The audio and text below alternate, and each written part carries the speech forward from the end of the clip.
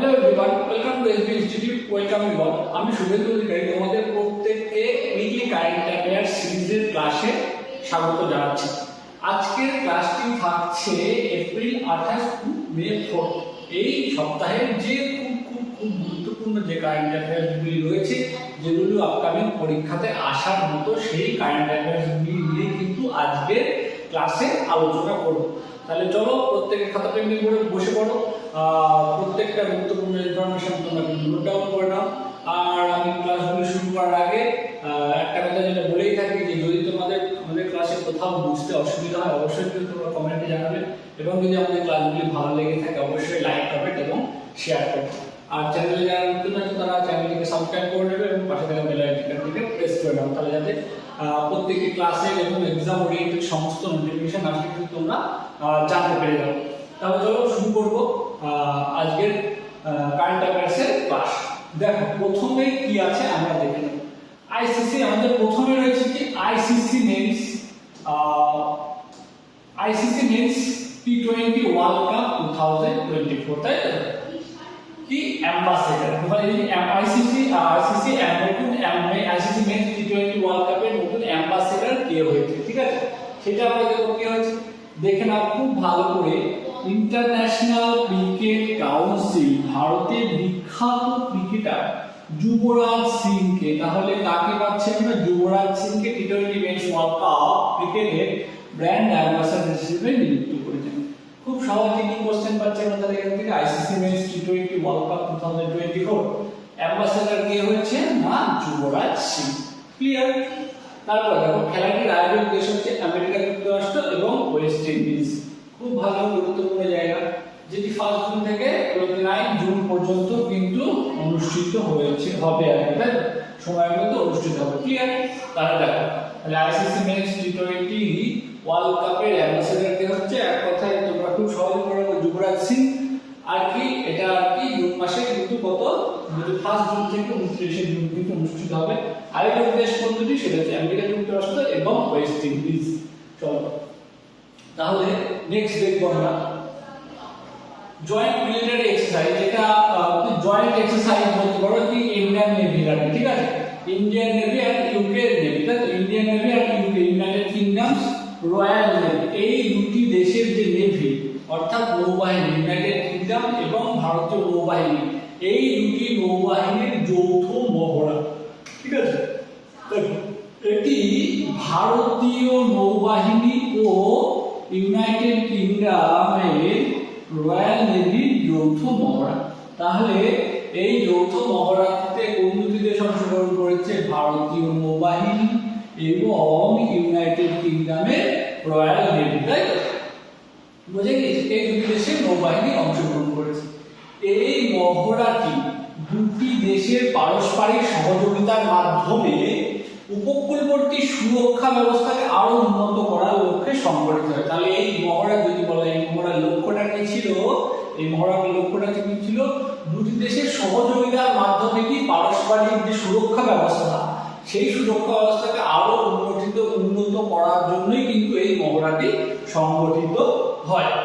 তারপরে দেখবো আমরা কি আছে, দেখো বলছি মহড়াটি মহড়াটিতে ভারতীয় দেশীয় প্রযুক্তির তৈরি দ্রুতগামী রণতরী সায়াদ্রি। তাহলে যদি আমাদের কোশ্চেন দিয়ে দেয়, তো কোশ্চেন দেওয়ার সায়াদ্রি অংশগ্রহণ করে।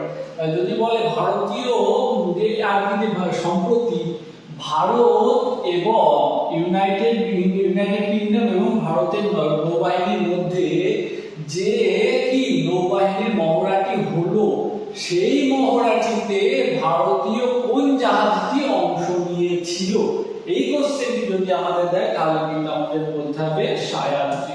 ক্লিয়ার? তাহলে ভারতীয় দেশীয় প্রযুক্তি আমাদের কোশ্চেনটা আরো ঘুরিয়ে দিতে পারে তোমাদের কনফিউজ করার জন্য, যে ভারতীয় দেশীয় প্রযুক্তিতে তৈরি কোন জাহাজটি অংশগ্রহণ করেছিল, তাহলে কিন্তু এই সায়াদ্রিটাই লিখতে হবে, কারণ সায়াদ্রি হচ্ছে আমাদের ভারতীয় দেশীয় প্রযুক্তিতে তৈরি একটি রণতরী, দ্রুতগামী রণতরী। ক্লিয়ার? তারপর দেখো বলছে নেপটিস ফিলায়েরা, তাই তো? নেপটিস ফিলায়েরা, দেখো আমি ইংরেজিতে লিখে রেখেছি, নেপটিস ফিলায়েরা নামক প্রজাপতির আবিষ্কার। নেপটিস ফিলায়েরা হচ্ছে একরকম প্রজাপতি, যেটার আবিষ্কার কিন্তু হয়েছে, ঠিক আছে। এবার কোন দেশে হয়েছে, কোন রাজ্যে হয়েছে, সেই বিষয়গুলো কিন্তু আমরা জানবো। তাহলে চলো দেখো, ভারতের অরুণাচল প্রদেশে, ভারতের কোন রাজ্যে? অরুণাচল প্রদেশে কি কালে ভ্যালি অভয়ারণ্য। তাহলে কোথায়, কোন অভয়ারণ্য হয়েছে? কালে ভ্যালি অভয়ারণ্য, তাই তো। কি পাওয়া গিয়েছে? বিরল প্রজাতির এই প্রজাপতির আবিষ্কার হয়েছে। প্রজাপতির নাম কি? নেপটিস ফিলাইড, তাই তো। নেপটিস ফিলাইড নামের প্রজাপতির আবিষ্কার কিন্তু হয়েছে কোথায়? ভারতের অরুণাচল প্রদেশের কালে ভ্যালি অভয়ারণ্যে। এই বৃহত্তম প্রজাতির আবিষ্কার ভারতবর্ষে প্রথম, তাই তো। ভারতবর্ষে প্রথম আবিষ্কার হয়েছে এই প্রজাতির প্রজাপতিটি। ক্লিয়ার? এই প্রজাপতিটি লং স্ট্রিক সেলার। কি এই প্রজাপতিটি? কি লং স্ট্রিক সেলার, খুব গুরুত্বপূর্ণ। লং স্ট্রিক সেলার নামেও কিন্তু পরিচিত। তাহলে আমাদের প্রশ্নে ঘুরিয়ে দেওয়ার জায়গা রয়েছে যে লং স্ট্রিক সেলার নামের প্রজাপতিটি কোন রাজ্যে আবিষ্কৃত হয়েছে, কোন অভয়ারণ্যে আবিষ্কৃত হয়েছে, ঠিক আছে। আমরা শুধু যদি এই যে নেপটিস ফিলাইডা পড়ে যাই তাহলে তো আমরা তো বলতে পারবো না যে আমাদের লং স্ট্রিক সেলার, এটাও কিন্তু আমাদের পড়তে হবে। তারপর দেখো সেন ওয়াটসনের লেখা বই, তাই তো। সেন ওয়াটসনের লেখা বইটি কিন্তু প্রকাশ পেয়েছে। সেই বইটির নাম কি আমরা দেখে নেব। অস্ট্রেলিয়ার বিখ্যাত অবসরপ্রাপ্ত ক্রিকেটার সেন ওয়াটসন, তার লেখা একটি বই সম্প্রতি, মানে সেন ওয়াটসনের লেখা একটি সম্প্রতি বই প্রকাশিত হয়েছে। ঠিক আছে, বইটির নাম কি দেখো? বইটির নাম হচ্ছে দ্য উইনার্স মাইন্ডসেট। খুব গুরুত্বপূর্ণ, দেখো উইনার্স মাইন্ডসেট, তাই তো। বইটির নাম কি? অর্থাৎ সেন ওয়াটসনের যে বইটি মানে আর কি প্রকাশিত হয়েছে তার নাম কি? The winners mindset. ক্লিয়ার? দেখো তারপর নেক্সট দেখো কি আছে, বলছে বইটিতে তার জীবনে খেলার মাঠে ঘটা অভিজ্ঞতা থেকে লেখা। অর্থাৎ বইটির বিষয়বস্তু কি? তার জীবনে যে খেলার মাঠে যে তার যে অভিজ্ঞতা, সেই যে রোমাঞ্চকর অভিজ্ঞতা বলতে পারো, বা একটা টাফ সিচুয়েশন, ঠিক আছে। সেই প্রত্যেকটা খেলাতেই যে প্রত্যেকজন প্লেয়ারের ভিতরে কিন্তু কাজ করে, সেই বিষয়গুলি থেকে আর কি তার যে অভিজ্ঞতা সঞ্চয় হয়েছে, সেই অভিজ্ঞতা থেকে কিন্তু তিনি এই বইটি লিখেছেন। বইটির নাম কি? The winners mindset. তাহলে সেন ওয়াটসনের বইটির নাম কি? The winners mindset. তার অস্ট্রেলিয়া টিমে থাকাকালীন আইসিসি ওডিআই ওয়ার্ল্ড কাপ পদক দুটি, এটা হচ্ছে 2015 আর 2007। ক্লিয়ার? আর তিনি 2020 সালে, তাহলে সেন ওয়াটসন কবে অবসর নেয়? যেহেতু আমরা প্রথমে বললাম তিনি অবসর করতে ক্রিকেট, 2020 সালে কিন্তু তিনি ক্রিকেট থেকে কিন্তু অবসর নেন। ক্লিয়ার? দেখো ভারতের মণিপুর রাজ্যে, এটা সরি এদিকে খমজম দিবস, তাই তো। খমজম দিবস এটা খুব গুরুত্বপূর্ণ, ভারতের মণিপুরে এটা পালিত হয়, তাই তো। খমজম দিবসটা কি বলছে? ভারতের মণিপুর রাজ্যে 23শে এপ্রিল খমজম দিবস পালিত হয়। 23শে এপ্রিল খমজম দিবসটা পালিত হয়। এটা মণিপুরের খমজম নামের একটা গ্রামে, ঠিক আছে। কি একটা যুদ্ধ সংঘটিত হয়েছিল, কোন যুদ্ধ? অ্যাংলো মণিপুর যুদ্ধ। কত সালে হয়েছিল? 1891 সালে, তাই তো। তাতে যারা শহীদ হয়েছিল, এই যে মণিপুরের খমজম নামক গ্রামের বাসিন্দারা, ঠিক আছে, তারা যে শহীদ হয়েছিল তাদের শহীদ স্মরণে কিন্তু এই খমজম দিবসটি পালন করা হয়। কত তারিখে পালন করা হয়? 23শে এপ্রিল পালন করা হয়, ঠিক আছে। আর এই যে অ্যাংলো মণিপুর যুদ্ধের শহীদদের কথা মাথায় রেখে কিন্তু এই দিবসটি পালন করা হয়। আর এই যে অ্যাংলো মণিপুর যুদ্ধ কততে হয়েছিল? 1891 সালে। এই বছর কততম ছিল এটা? এই বছর হচ্ছে 133তম খমজম দিবস পালিত হলো। ক্লিয়ার? তাহলে খমজম দিবস কততম পালিত হবে? 2024 এটা হচ্ছে যে 133তম, তাই তো। 2024 এটা কি হচ্ছে? 133তম। খুব ভালো করে মনে রাখতে হবে, তাই তো। এটি কোন রাজ্যে? খমজম দিবস কোন রাজ্যে পালিত হয়? আমাদের বলতে হবে মণিপুর রাজ্যে পালিত হয়, ঠিক আছে। এটা কি কারণে পালিত হয়? এটা কি যে অ্যাংলো এবং মণিপুর যুদ্ধের যারা শহীদ তাদের কথা স্মরণ করেই কিন্তু এই দিবসটি পালন করা হয়। ক্লিয়ার? তারপর smart system tested by DRDO, ঠিক আছে। তোমরা প্রত্যেকে জানো স্মার্ট, এই যে স্মার্ট সিস্টেম মানে কিন্তু স্মার্ট অত্যাধুনিক সিস্টেম বা ইত্যাদি ব্যাপারের একটা শর্ট ফর্ম। ক্লিয়ার? সেটা দেখে নাও। কি? Supersonic missile assisted release of torpedo, ঠিক আছে।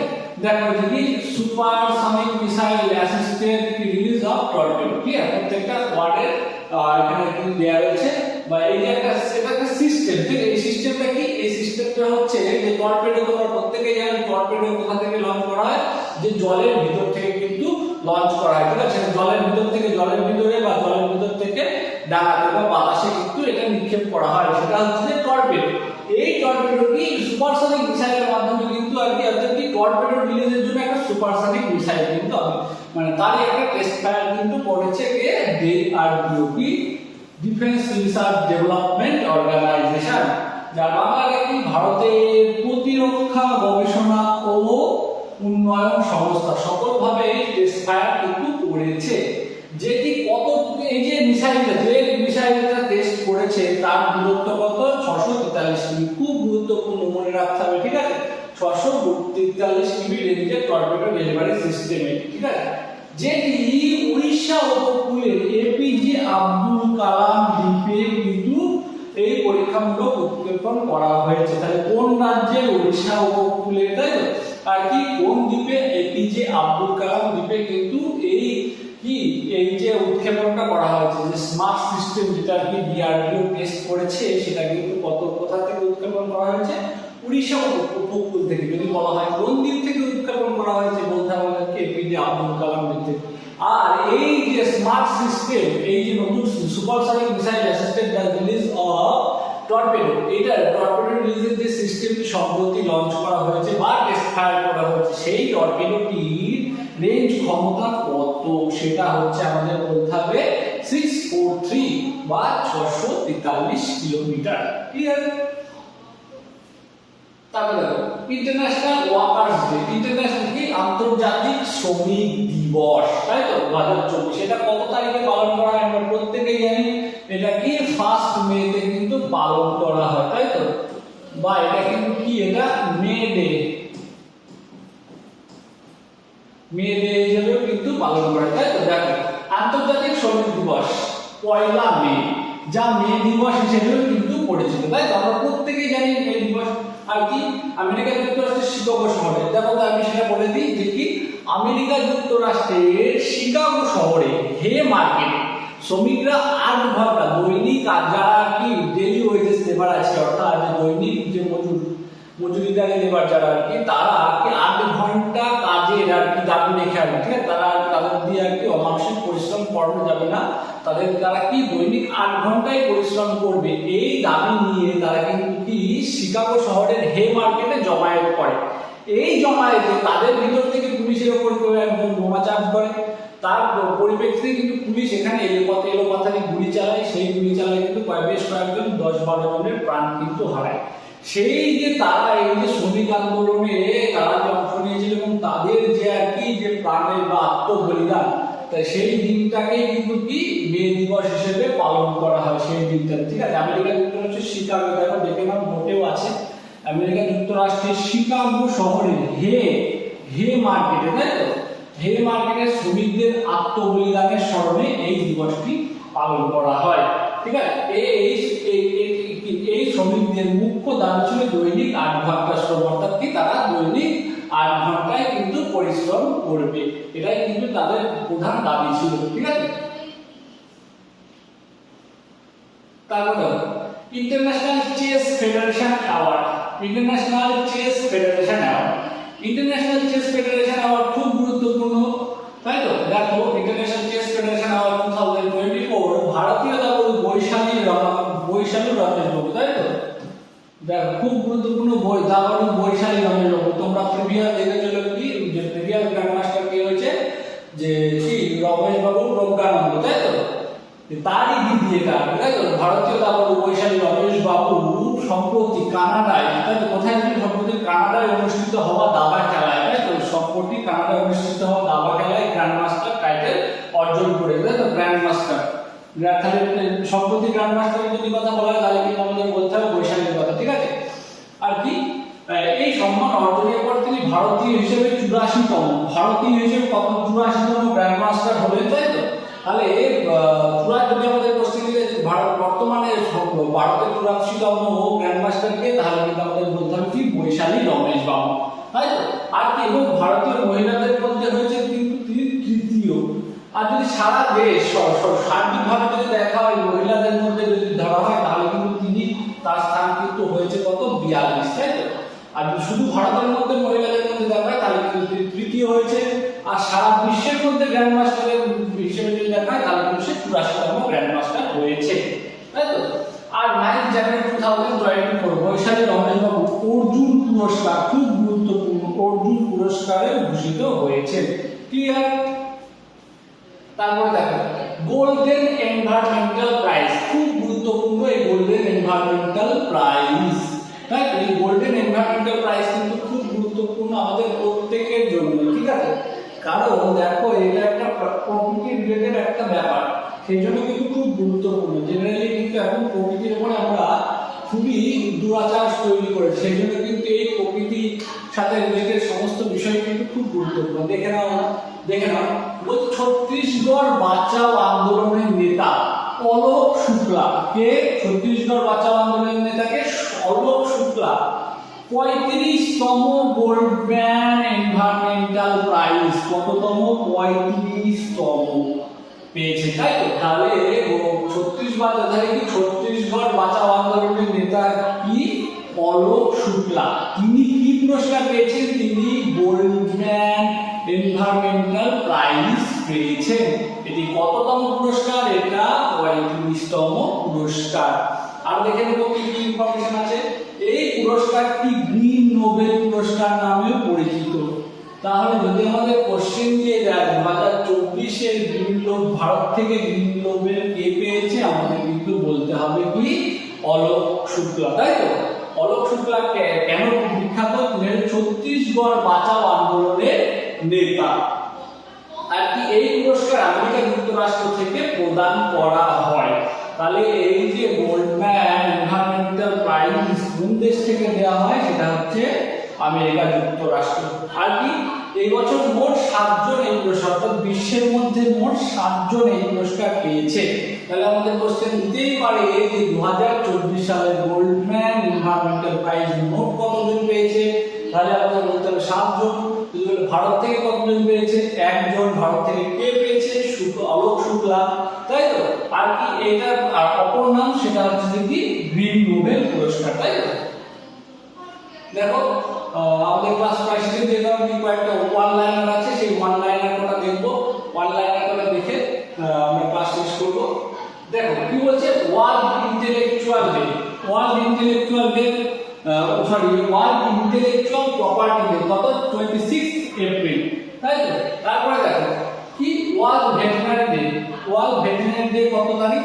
সেটা হচ্ছে 27 এপ্রিল, কিন্তু হচ্ছে আমাদের ওয়ার্ল্ড ভেটেরিনারি ডে হিসেবে কিন্তু পালন করা হয়। তারপরে দেখো আয়ুষ্মান ভারত দিবস, খুব গুরুত্বপূর্ণ, কত? 30 এপ্রিল। তাহলে আয়ুষ্মান ভারত দিবস এটা কত? যেহেতু এটা একটা কেন্দ্রীয় প্রকল্প, খুব গুরুত্বপূর্ণ প্রকল্প, তাহলে এই যে এটা কিন্তু 30 এপ্রিল। তারপরে দেখবো আমরা কি আছে পরের ওয়ান লাইনার, বলছে ওয়ার্ল্ড ইমিউনাইজেশন উইক, তাই তো? সেটা কত তারিখ থেকে কত তারিখ? 24 এপ্রিল থেকে 30 এপ্রিল। সেটা কিন্তু ওয়ার্ল্ড ইমিউনাইজেশন উইক, যেটা কিন্তু কত? 24 থেকে 30 এপ্রিল, এই সপ্তাহটাকে কিন্তু বলা হয় ওয়ার্ল্ড ইমিউনাইজেশন উইক। ক্লিয়ার? তারপরে দেখো আজকে ক্লাস, হ্যাঁ আচ্ছা, শেষ করার আগে আমি আরেকবার বলবো, তোমরা প্রত্যেকে খুব মনোযোগ সহকারে শুনবে। দেখো যে আমাদের এসবি ইনস্টিটিউটে কি দেখো যে WBCS, CGL, CHSL, WBPSC, WBPKP, rail এবং ডব্লিউবিটেক, এর জন্য কিন্তু একটা সমস্ত কিছু মিলিয়ে কিন্তু একটা ফাউন্ডেশন ব্যাচ কিন্তু চালু হয়ে গেছে। এইবার তোমরা যারা এই পরীক্ষাগুলিকে টার্গেট করে কিন্তু নিজেদের প্রিপারেশন করতে চাও, তারা অতি অবশ্যই আমাদের যে ইনস্টিটিউটের নাম্বারটি রয়েছে 9332855315, এই যে নাম্বারটি, এই নাম্বারটিতে কিন্তু তোমরা কল বা হোয়াটসঅ্যাপ করে কিন্তু তোমরা যোগাযোগ করে নিতে পারো।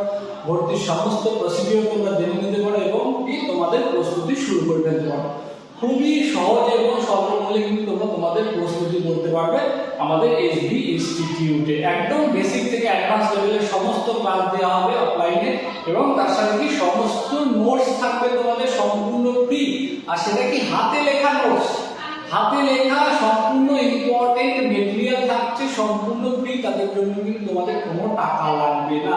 ঠিক আছে, সেই জন্য বলবো তোমরা কিন্তু অতি সত্বর যে আমাদের অফলাইন ব্যাচে ভর্তি হয়ে যাও এবং কিন্তু নিজেদের প্রস্তুতি শুরু করে ফেলো।